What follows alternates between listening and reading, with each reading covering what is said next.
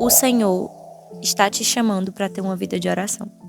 Se você clicou nesse vídeo, não foi à toa. Você com certeza se sente incomodado com isso. E eu sei que talvez, como a maioria dos cristãos, você deve estar insatisfeito com a sua vida de oração. Sentir esse incômodo é o primeiro passo para conseguir uma mudança na sua vida.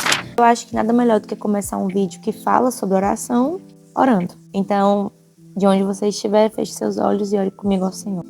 Pai, eu te agradeço pela oportunidade de estar aqui falando para as pessoas que estão me ouvindo, que o Senhor possa fazer com que a tua mensagem, a tua palavra chegue ao coração de cada um, que não seja algo que provenha de vaidade ou algo assim, mas que seja a tua palavra, Senhor, comunicada aos nossos corações, que nós possamos aprender e principalmente colocarmos em prática, que o Senhor desperte em nós o desejo e a necessidade de buscarmos a Ti em oração dia após dia. Em nome de Jesus. Amém. Martinho Lutero certa vez disse: assim como é função dos alfaiates consertar roupas e dos sapateiros fazer sapatos, também é função dos cristãos orar. A oração é um dever. O Senhor nos chama para orar. Várias vezes na Escritura nós escutamos a palavra do Senhor nos dizendo: orai sem cessar, estejam alertas, vigiem e orem para que vocês não caiam em tentação. Batam e a porta será aberta, busquem e encontrarão, peçam e receberão. Várias vezes a Escritura nos alerta sobre a necessidade da oração. E eu sinto que muitas vezes nós tratamos a oração como se fosse algo inicial, entende? Eu tô começando minha caminhada com Deus, então eu tenho que orar para poder pedir discernimento. Mas a oração não é para cristãos iniciais, ela não é um dever inicial.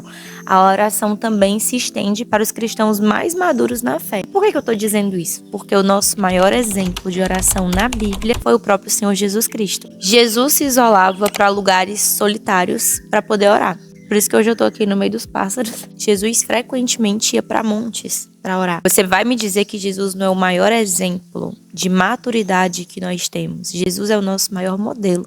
E Jesus teve uma vida constante de oração. Então a oração não é uma coisinha que você aprende no primeiro dia do discipulado, aprende em uma aula da EBD e segue sua vida. A oração tem que ser uma prática constante nas nossas vidas. Só que a maioria de nós não tem vida de oração. Eu já fiz um vídeo sobre isso. Recomendo que você assista ele, porque nele eu falo por que a gente tem tanta dificuldade em orar, por que ter constância na oração é tão difícil. Eu dou algumas respostas para isso. Este vídeo aqui que eu tô fazendo vai ser bem complementar a esse primeiro vídeo. Eu também já tenho um vídeo de 6 passos que transformaram minha vida de oração e que podem transformar a sua também. E o Senhor quer que nós oremos, porque por meio da oração nós nos conectamos com Ele, nós nos aproximamos de Deus. Mas tem uma realidade que não pode ser ignorada. Em Jesus nós somos incapazes. O Senhor Jesus diz que sem Ele nós não somos capazes de fazer nada. Ele é a videira e nós somos apenas ramos. Um ramo que não está ligado na videira, ele não tem vida em si mesmo. Então até o crescimento na oração é algo que provém do próprio Deus. Tem uma coisa que na Bíblia é chamada de pobreza de espírito. Nós somos pobres, carentes, necessitados por natureza, porque nós somos naturalmente filhos da ira. Quando Cristo entra em nossa vida, Ele supre essa nossa carência, Ele supre essa nossa pobreza. Então eu jamais posso criar orgulho no meu coração por ser uma mulher de oração, por passar muitas horas orando, porque isso não é algo que provém de mim.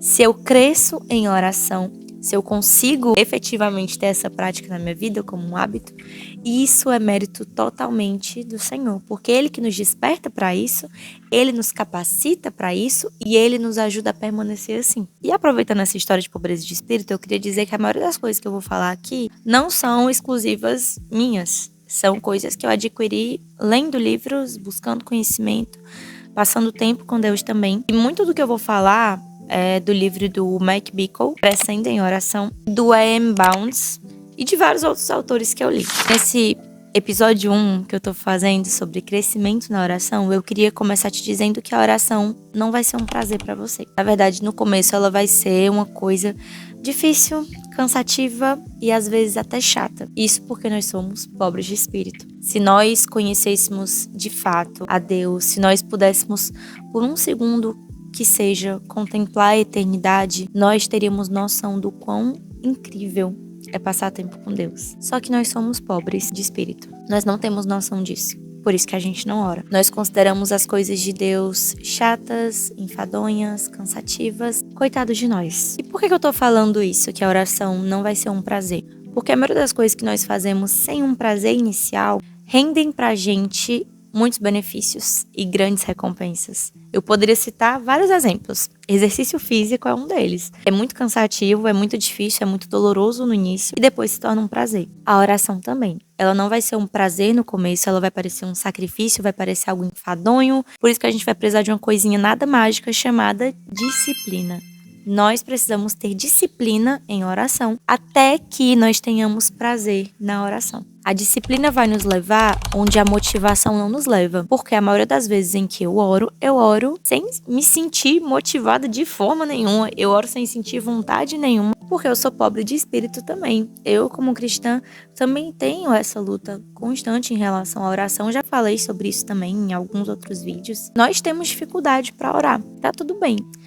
Acho que é importante reconhecer, mas entender que você não vai ter uma motivação específica. Falo muito disso aqui no canal, vocês já devem estar cansados de me ouvir falando disso. Tenha disciplina, que um dia essa disciplina vai se transformar em prazer e em deleite. Você vai crescer em oração orando. A oração não é algo que você aprende de forma teórica, a oração é algo que você aprende e exercita na prática. A própria palavra diz que nós não sabemos como orar e que o Espírito Santo ele faz um papel ali de um tradutor. Até mesmo minhas lágrimas, as coisas que eu não consigo expressar, ele traduz diante do Pai. Então, se você acha que não sabe orar, tenha certeza de que existe alguém fazendo o papel de intercessor no seu lugar. Existe alguém fazendo a tradução das suas orações. Então, não tenha medo de orar. Se aproxime do Pai, fale com Ele, que Ele vai lhe ouvir. A oração ela é muito mais do que um dever religioso, muito mais do que uma disciplina espiritual, é muito mais do que uma coisa que você faz só por fazer. Eu sempre gosto de entender o momento de devoção e a oração principalmente como um lugar. A oração ela é um lugar de encontro, é um lugar onde os céus tocam a terra. E eu creio que quando o Senhor falou sobre oração, quando Ele nos apresentou essa prática, Ele não estava falando sobre algo que nós fazemos para conseguir alguma coisa. Por mais que a oração seja sim uma forma de você conseguir bênçãos, isso é bíblico, mas essa é uma conversa para o episódio 2. No vídeo sobre jejum, eu falei que nós não jejuamos para conseguir algo de Deus, para barganhar com Deus.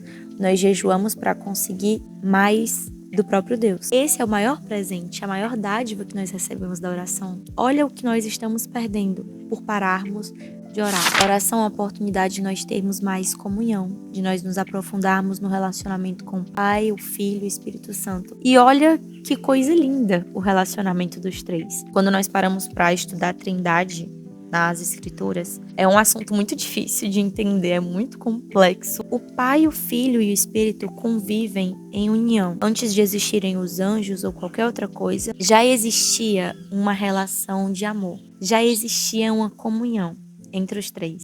Toda essa dinâmica de Pai, Filho e Espírito Santo se baseia no amor. Em um amor sincero, em um amor comunal. O coração do Pai, do Filho e do Espírito irrompem em chamas que não são capazes de serem contidas. O Senhor ele tem um amor imenso para oferecer. O Senhor arde de amor. Ele tem vontade de estar perto dos seus filhos. Não estou falando isso à toa, não estou falando isso da minha cabeça. Olha a comparação que o Senhor Jesus usa para poder se referir a nós, Igreja do Senhor. Ele nos chama de noiva. Um noivo quer estar perto da sua noiva, um noivo quer conversar com a sua noiva, quer passar tempo com ela, quer ter comunhão com ela. Nós somos a noiva de Cristo. Qual é a noiva apaixonada que não quer estar perto do seu noivo? O Senhor quer que nós passemos tempo com Ele, assim como um noivo apaixonado quer passar tempo ao lado da sua amada. Nós rejeitamos o noivo, nós nos afastamos dele, mas Ele está aqui. Ele está de braços abertos, nos esperando nesse lugar. Quero te desafiar.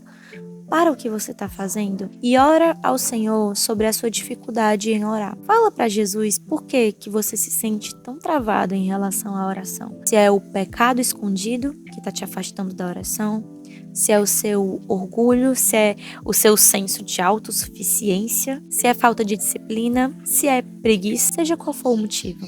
Apresenta ao Senhor essa dificuldade e seja muito sincero quando você orar. O Senhor vai te ouvir e Ele vai te ajudar.